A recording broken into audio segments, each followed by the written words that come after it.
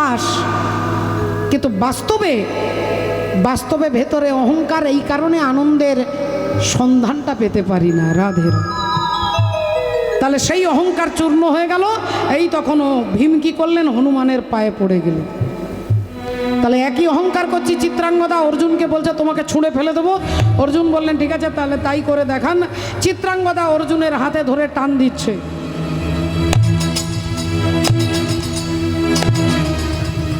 অর্জুনের হাতে ধরে টান দিতে যাচ্ছে। এবার অর্জুনকে চেষ্টা করছে বারবার টান টেনে তুলবার, আর অর্জুন একটু ছোট্ট করে শুধু একটা টান দিয়েছে। আর যেই টান দিয়েছে চিত্রাঙ্গদা অর্জুনের পায়ে হুমড়ি খেয়ে পড়েছে।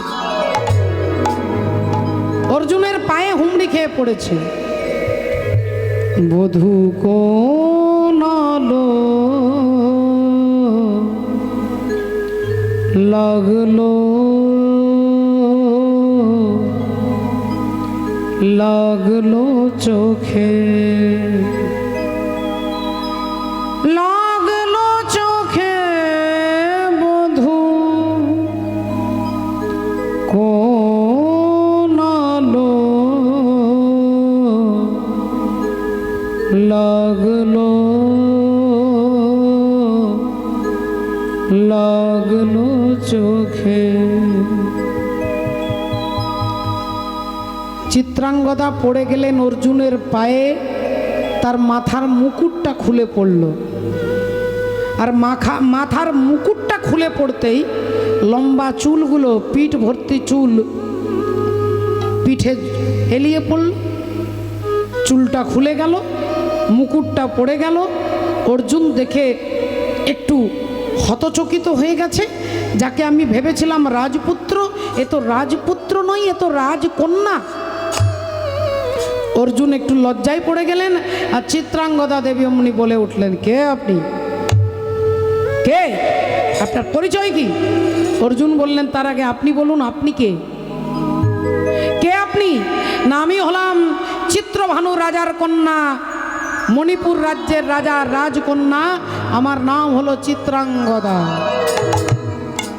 আমি আমার পরিচয় আপনাকে সুন্দর করে দিয়েছি, এবার আপনি আপনার পরিচয় বলুন। অর্জুন বললেন, পরিচয় দেবার মতো তেমন যোগ্যতা আমার নয়, তবে আমি হলাম তৃতীয় পাণ্ডব অর্জুন। আর যেই বলেছে অর্জুন, অমনি চিত্রাঙ্গদা বললেন, আপনি কি সেই অর্জুন? হ্যাঁ, আপনি কি সেই অর্জুন যার নাম আমি ছোটবেলা থেকে আমার মায়ের মুখে, আমার ঠাকুমার মুখে, জেঠিমা, কাকিমা সকলের মুখে আমি ছোটবেলা থেকে অর্জুনের গল্প শুনেছি। আপনি কি সেই অর্জুন? অর্জুন বললেন, আপনি কি গল্প শুনেছেন আমি বলতে পারবো না, তবে আমি তৃতীয় পাণ্ডব অর্জুন। চিত্রাঙ্গদা বললেন, তাহলে সেই ছোটবেলা থেকে আপনার নাম শুনতে শুনতে শুনতে আমি বড় হয়েছি, আর মনে মনে আমি আমাকে আপনার চরণেই নিবেদন করেছি। আপনার চরণেই নিজেকে নিবেদন করেছি। আমি স্থির করে নিয়েছি অর্জুন ছাড়া কাউকে বিবাহ করব না। তাই আমি আপনার কাছে আত্মসমর্পণ করলাম, আপনি আমাকে গ্রহণ করুন। গান্ধর্ব মতে অর্জুনের সঙ্গে চিত্রাঙ্গদার বিবাহ হয়ে গেল। 11 বছর পেরিয়ে গেল। 11 বছর 4 মাস বাকি আছে, আর মাত্র কয়েকটা মাস। এই কয়েকটা মাস কাটিয়ে দিতে পারলেই আমার 12 বছর পূর্ণ হলে আমি আমার দাদা যুধিষ্ঠির কাছে চলে যাব। দেখতে দেখতে কয়েকটা মাস পেরিয়ে গেল। অর্জুন অপেক্ষা করছে কিভাবে চিত্রাঙ্গদার কাছে বিদায় নিয়ে চলে যাব। আর অর্জুন এদিকে, হরিবোল, চিত্রাঙ্গদা আসছে এদিকে অর্জুনকে আনন্দের সংবাদ দেবে যে তিনি মা হতে চলেছেন। তিনি মা হতে চলেছেন। রাধে রাধে, গর্ভে সন্তান। এই আনন্দের খবরটা দেবার জন্য চিত্রাঙ্গদা ছুটে আসছে, আর অর্জুন অপেক্ষা করছে আজকের রাত্রিতে চিত্রাঙ্গদার কাছে আমি বিদায় চাইব, আমি বিদায় চাইব। চিত্রাঙ্গদা যেই আনন্দে ছুটে এসেছে ঘরের দরজায়, অমনি অর্জুন হাতটা ধরেছে। চিত্রাঙ্গদা, তুমি আমাকে কত ভালোবাসো? বললেন, আমি আমার প্রাণের থেকে আপনাকে বেশি ভালোবাসি। না, তাহলে তুমি যদি আমাকে ভালোবাসো আমার একটা কথা রাখবে। আগে হ্যাঁ স্বামী, বলুন কি কথা রাখতে হবে? বললেন, এমনি এমনি বলবো না, আগে তোমার মাথার সিঁদুরে হাত দাও। হাত দিয়ে প্রতিজ্ঞা করে বলো, আমি যা বলবো তুমি তাই করবে। চিত্রাঙ্গদা এক মুহূর্ত দেরি করলেন না, এক মুহূর্ত ভাবলেন না, মাথার সিঁদুরে হাত দিয়ে প্রতিজ্ঞা করে বললেন, আপনি যা বলবেন তাই করব, বলুন কি করতে হবে। অর্জুন বললেন, আগামীকাল সকালবেলায় চিরকালের মতো তোমাকে ছেড়ে আমি চলে যাব। ও গো স্বামী গো,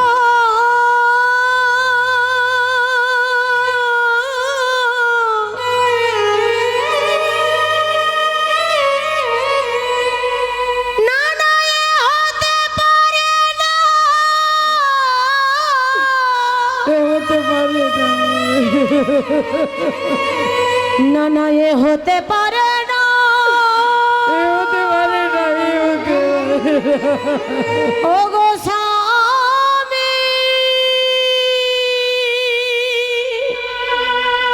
না না এ হতে হতে পারে না, হতে পারে না। আপনি কি বলছেন, আপনি কি বলছেন স্বামী? অর্জুন বললেন, চিত্রাঙ্গদা, মাথার সিঁদুরে হাত দিয়ে প্রতিজ্ঞা করেছ, আর প্রতিজ্ঞা যদি ভঙ্গ করো তোমাকে বিধবা হতে হবে। না স্বামী, না, আমি আমার প্রতিজ্ঞা ভঙ্গ করব না স্বামী, আমি চাই না স্বামী, আমি চাই না। অর্জুন বললেন, আমার দ্বিতীয় কথা, আমি যে তোমার স্বামী এ কথা তুমি কোনোদিন কাউকে বলতে পারবে না।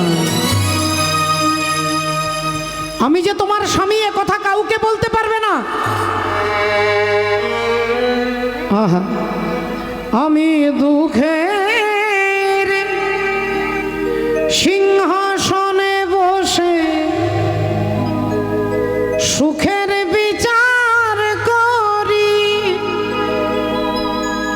আমি ভাবের ঘরে অভাবটাকে আখর দিয়ে ভরি, আমায় বেঁধে রাখে বলো এবং সে ধীর কই,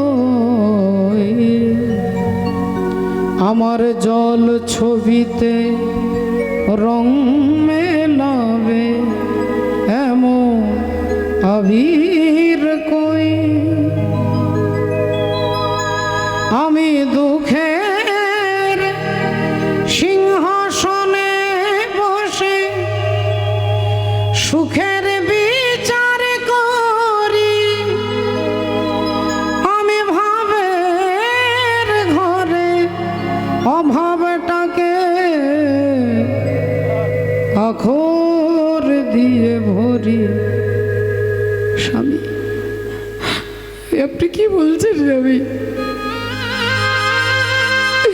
আপনি কি বলছেন? চিত্রাঙ্গদা, তুমি তোমার কথা যদি রাখতে পারো তাহলে তুমি সধবা, নইলে তোমাকে বিধবার যন্ত্রণা পেতে হবে। সারা রাত্রি চিত্রাঙ্গদা দেবী কাঁদলেন। একবারের জন্য বলতে তার মনেই হলো না যে তার গর্ভে সন্তান, তিনি সন্তান সম্ভবা। অর্জুনকে বলতেই পারলেন না। নিশি প্রভাত হতে অর্জুন চিত্রাঙ্গদা দেবীকে পরিত্যাগ করে হাঁটতে হাঁটতে চলে যাচ্ছেন। চিত্রাঙ্গদা অর্জুনের পায়ের দিকে তাকিয়ে আছে, বাবা পায়ের দিকে তাকিয়ে আছে। অর্জুন হাঁটতে হাঁটতে চলে যাচ্ছে। চিত্রাঙ্গদা একবারের জন্য তিনি বলতে পারলেন না যে স্বামী আমার সন্তানের কি হবে, তিনি একবারও বলতে পারলেন না। অর্জুন তাকে চিরকালের মতো ছেড়ে চলে যাচ্ছে। যতদূর তার চরণগুলো দেখা যায় চিত্রাঙ্গদা তাকিয়ে রইলেন। ধীরে ধীরে ধীরে সব আবছা হয়ে গেল। অর্জুন চলে গেলেন। চিত্রাঙ্গদা চেয়েছিলেন আত্মহত্যা করতে, কিন্তু যতবারই মরতে গিয়েছে ততবার গর্ভের সন্তান তাকে যেন বাধা দিচ্ছে যে মা আমার দোষ কোথায়। তাই না পারলেন আত্মহত্যা করতে, না পারলেন এই দুঃখটাকে হজম করতে। যন্ত্রণায় ব্যথায় একটা একটা দিন কেটে যাচ্ছে। দেখতে দেখতে সেই গর্ভের সন্তান জন্মগ্রহণ করলেন, যার নাম হলো বব্রুবাহন। সেই সন্তানের নাম হলো বব্রুবাহন। আর ওই বব্রুবাহনকে নিয়ে মায়ের দিন চলে যায়। ছোট্ট ছেলে বাবার কথা জানতে চাই আমার বাবাকে, আর ছেলেকে কোলে নিয়ে আদর করে চুমু খেয়ে তাকে ভুলিয়ে দেয়।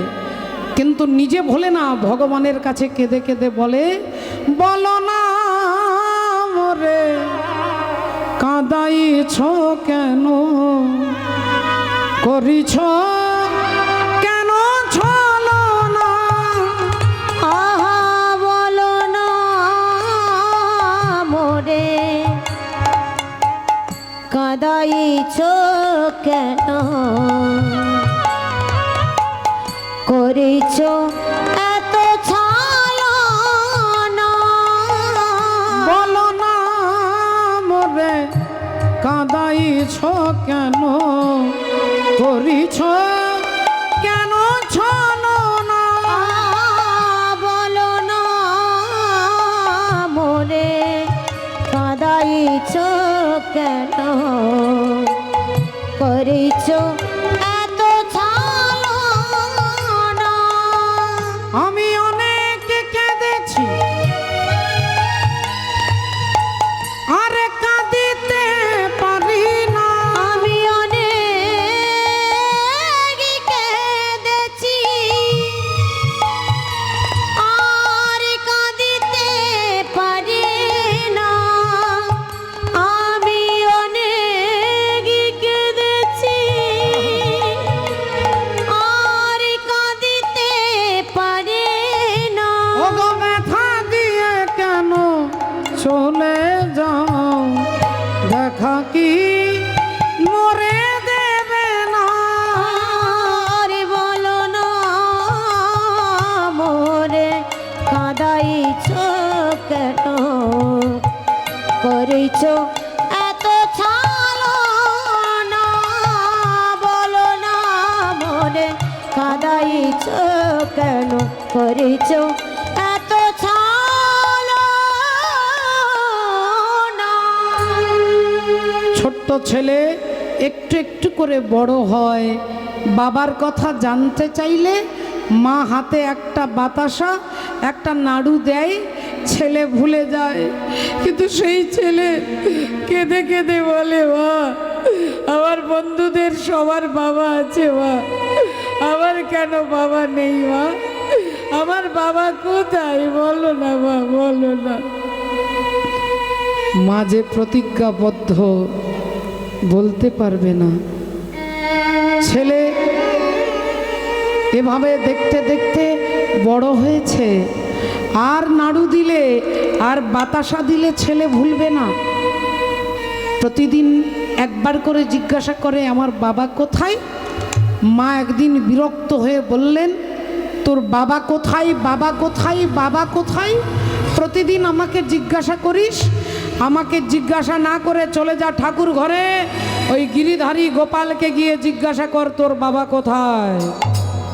ওই গিরিধারী গোপাল জানে তোর বাবা কোথায়, একমাত্র গিরিধারী বলতে পারবে তোর বাবা কোথায়, যা।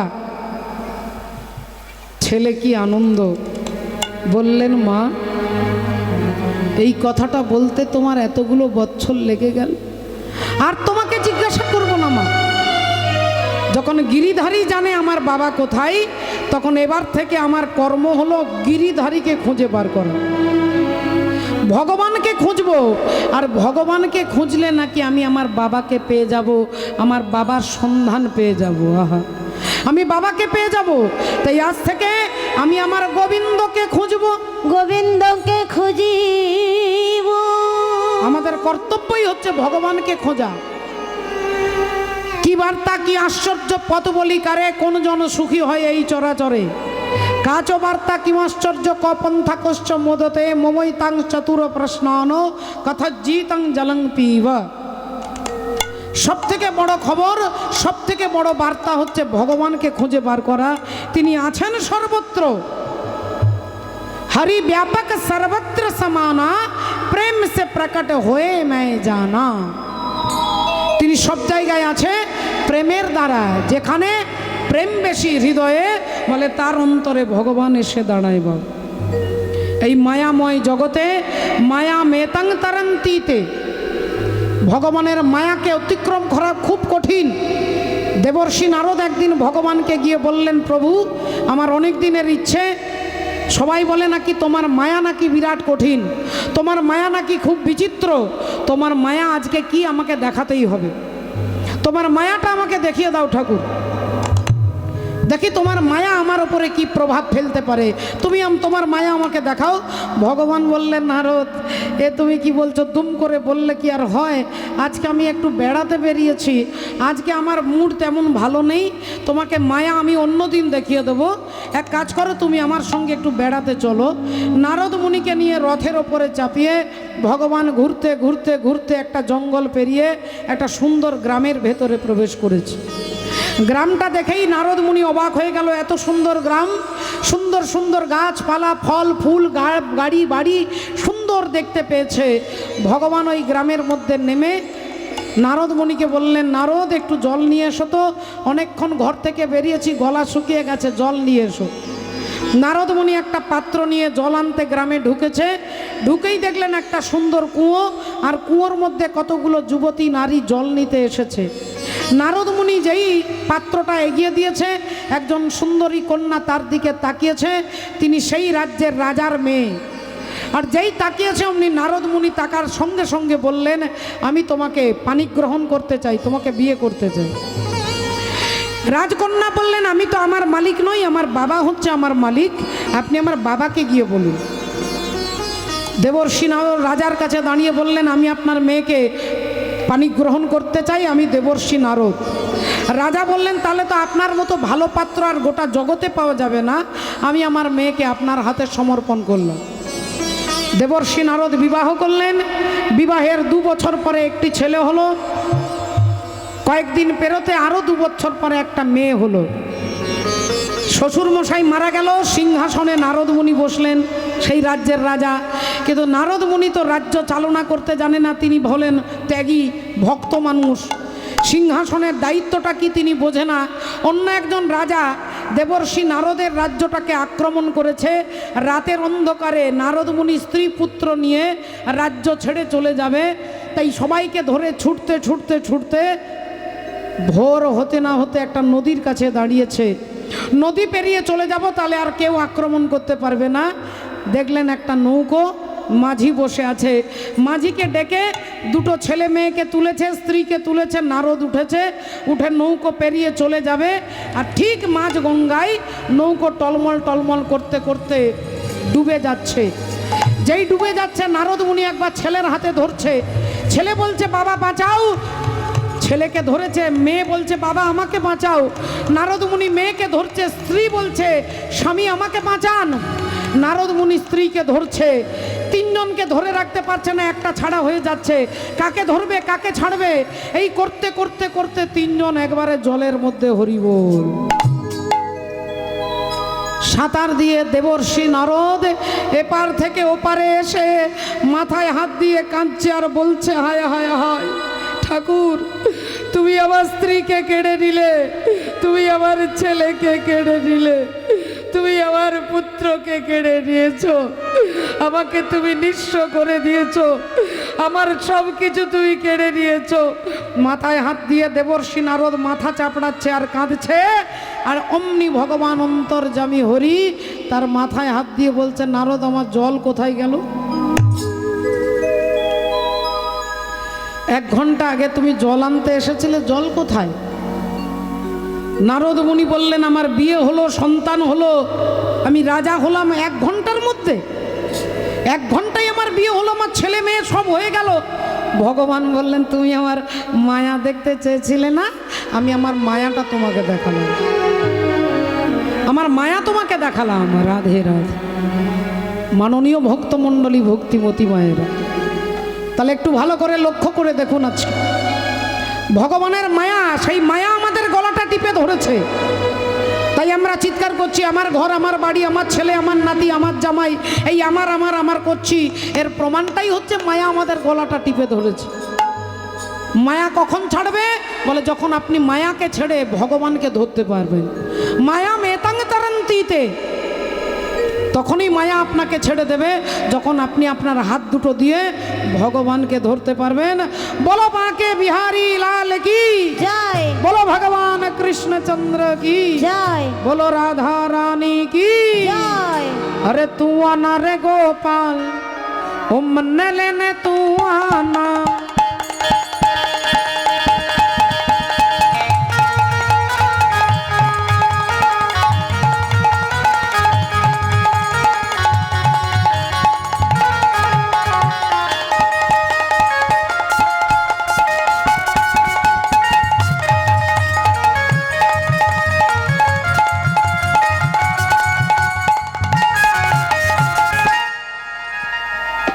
तू आना रे गोपाल, ओ मन लेने, ओ मन लेने, ओ मन लेने तू आना। ए तू आना रे गोपाल, मोले ले ले तू आना। तू आना रे गोपाल, मोले ले ले तू आना।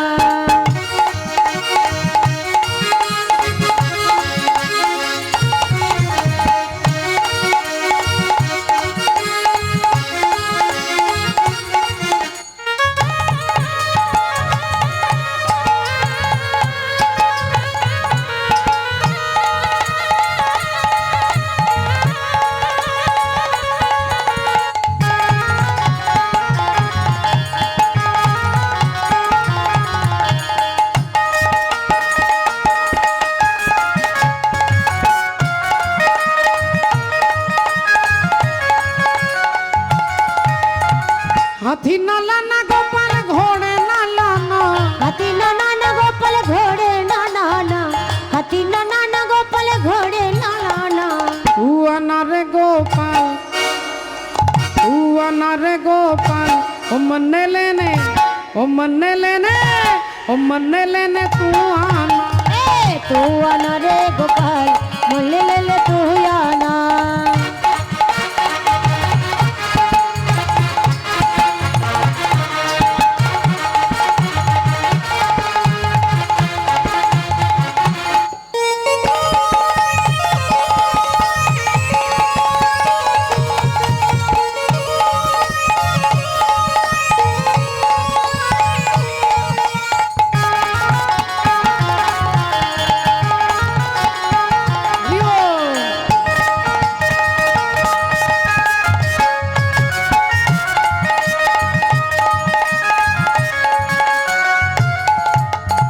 हाथी नाला ना गोपाल घोड़े नाला ना, हाथी ना ना ना गोपाल घोड़े ना ना ना, हाथी नाला ना गोपाल घोड़े नाला ना।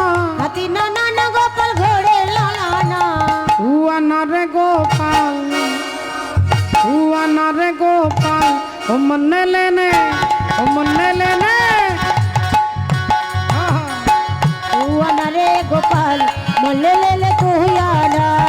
तू आना रे गोपाल, मोले ले ले तू आना। तू आना रे गोपाल, मोले ले ले तू आना। बोलो राधा रानी की जय, बोलो भगवान कृष्णचंद्र की जय, अनंत कोटि भक्त वृंद की जय। जय जय श्री राधे। श्री राधे जय निताय जय राधे। তাই আজকে কি হলো ভক্তমণ্ডলী ভক্তিমতী মায়েরা, তাহলে ভগবানের মায়া দেবর্ষি নারদকে দেখিয়ে দিলেন। তিনি মায়ায় মোহিত হয়ে বুঝতেই পারলেন না তার অস্তিত্বটা কি। সেই মায়াকে অতিক্রম করতে গেলে বলে ভগবানের নামই হচ্ছে একমাত্র তার গতি। তাই আজকে দেখুন কি হলো না, সেই ছেলে বব্রুবাহন, তার একমাত্র লক্ষ্য হচ্ছে ভগবানকে খুঁজে বার করা। সেই বব্রুবাহন বড় হয়েছে, মণিপুর রাজ্যের রাজা হয়েছে। আর সেই মণিপুর রাজ্যের রাজা বব্রুবাহন যুধিষ্ঠির অশ্বমেধ যজ্ঞের ঘোড়াটাকে ধরেছে, আর ঘোড়াটাকে ধরে তার মায়ের কাছে, চিত্রাঙ্গদা দেবীর কাছে নিয়ে আসছে। মা, মা গো, এই দেখো মা, অশ্বমেধ যজ্ঞের ঘোড়া আমি ধরেছি, তোমার ছেলে অশ্বমেধ যজ্ঞের ঘোড়া ধরেছে, এই দেখো। মা অমনি আনন্দে ছেলেকে বুকে জড়িয়ে ধরে মাথায় হাত বুলিয়ে দিয়ে বলছে, ওরে বাবা, তুই আমার বীর পুত্র, তুই আমার বীর পুত্র, তাই তুই অশ্বমেধ যজ্ঞের ঘোড়া ধরেছিস, খুব ভালো করেছিস বাবা, খুব ভালো করেছিস। কিন্তু হ্যাঁ রে বাবা, যজ্ঞটা করছে কে? যজ্ঞ করছে কে বলতো? বলেন দাঁড়াও মা, এই যে ঘোড়াটা দেখছো, এর কপালে আর এর গলায় দুটো পাতা, গলার পাতাটা তামার পাতা, আর তামার পাতাতে লেখা আছে যারা যজ্ঞ করছে তাদের নাম। তা পড়তো বাবা, পড়ে দেখতো, দেখতো কি লেখা আছে। তামার পাতাটা হাতে নিয়ে বব্রুবাহন পড়ছে। প্রথমেই লেখা আছে ধর্মপুত্র যুধিষ্ঠির, তারপরেই লেখা আছে দ্বিতীয় পাণ্ডব ভীম, আর তারপরেই লেখা আছে তৃতীয় পাণ্ডব অর্জুন। আর যেই বলেছে অর্জুন, অমনি চিত্রাঙ্গদা দেবী চমকে উঠেছে, থমকে গেছে, থরথর করে হাত পা কাঁপছে। চিত্রাঙ্গদা বলছেন, ওরে ওরে বাবা বব্রু, তুই ঘোড়াটা ছেড়ে দে বাবা, ঘোড়াটা ছেড়ে দে, ছেড়ে দে বাবা। ছেলে বললেন, মা, ঘোড়ার কপালে লেখা আছে যিনি সতীর পুত্র হবে তিনি ঘোড়াটাকে ধরবে, আর অসতীর পুত্র হলে ঘোড়াটাকে ধরে ছেড়ে দেবে। তাই আমার মা তো অসতী নয়, তাহলে আমি তো ঘোড়াটা ছাড়তে পারি না। মা মা বলছে, ওরে তোর বাবা আমাকে ছেড়ে চলে গেছে, এবার যদি তুইও চলে যাস তাহলে আমি কাকে নিয়ে থাকবো বাবা, তুই ঘোড়াটাকে ছেড়ে দে বাবা, ছেড়ে দে। মা, তোমার অনেক কথাই আমি শুনলাম, এবার আমার একটা প্রশ্নের জবাব দাও মা। আমি যুধিষ্ঠির নাম বললাম, তুমি চুপ করে শুনলে। আমি ভীমের নাম বলতে তুমি চুপ করে শুনলে। আমি অর্জুনের নাম বলতে তুমি কেঁপে উঠলে কেন মা? আমি অর্জুনের নাম বলতে তুমি চমকে উঠলে কেন?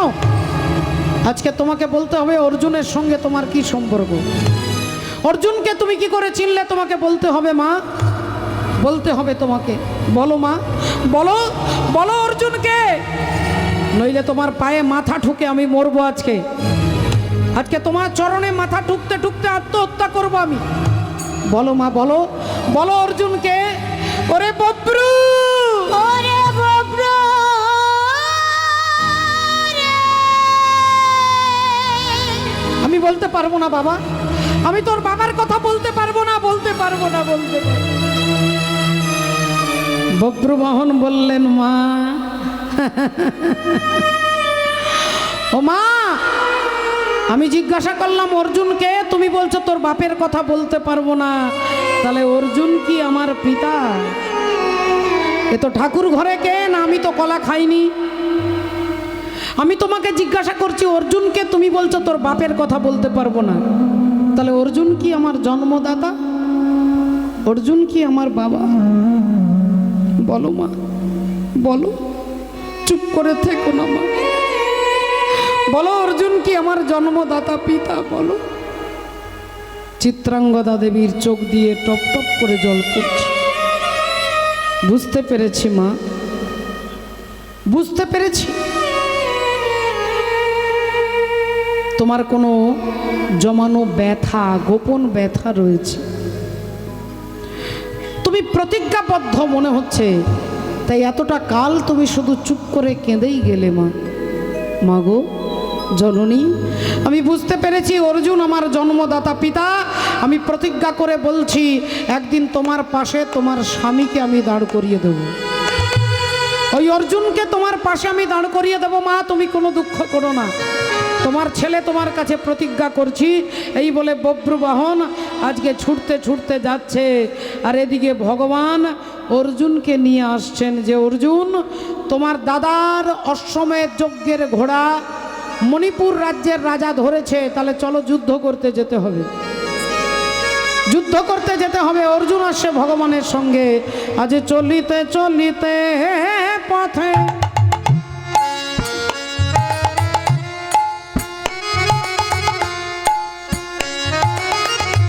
ওগো হা গোবিন্দ বলি ডাকে, আজি চলে